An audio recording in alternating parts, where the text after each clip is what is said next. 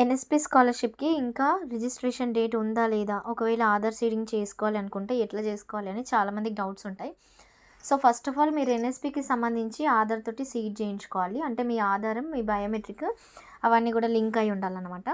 ఇది first thing. దీనికి మీరు ప్లే స్టోర్కి వెళ్ళి ఆధార్ సీడ్ యాప్ అది డౌన్లోడ్ చేసుకొని దాంతో మీరు జస్ట్ ఐస్ని బ్లింక్ చేస్తే సరిపోతుంది.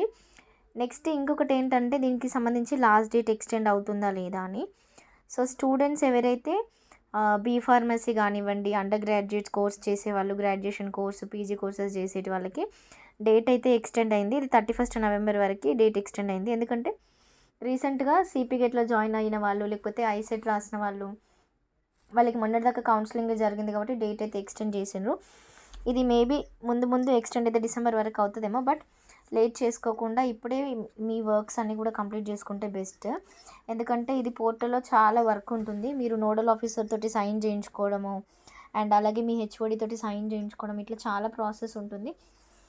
So first of all registration చేసుకోండి. మీరు రిజిస్ట్రేషన్ చేసుకున్నాక మీకు ఒక ఓటీఆర్ జనరేట్ అవుతుంది.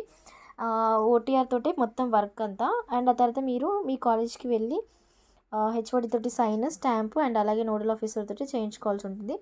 ఒకవేళ మీ కాలేజ్లో నోడల్ ఆఫీసర్ లేరు, వేరే కాలేజ్లో ఉన్నారు అంటే మీ కాలేజ్ ఐడి కార్డ్ తీసుకొని వెళ్ళండి. ఎందుకంటే వాళ్ళు ప్రూఫ్ చూడాలి కదా, ప్రూఫ్ చూడండి సైన్ ఎట్లా చేస్తారు.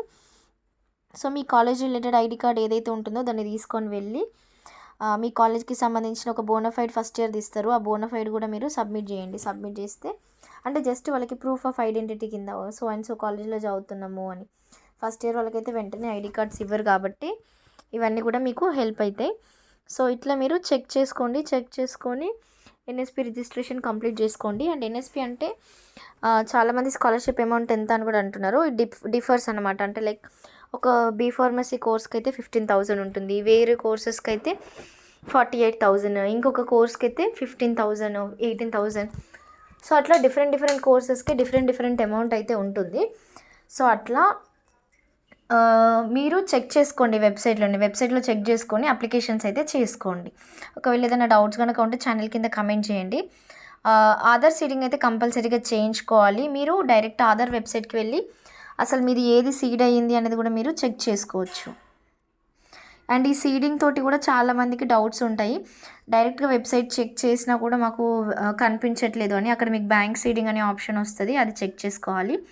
ఇంకొకటి ఏంటిదంటే మీ కాలేజ్లో వెరిఫికేషన్ చేసేవాళ్ళు లేరు అని అంటున్నారు.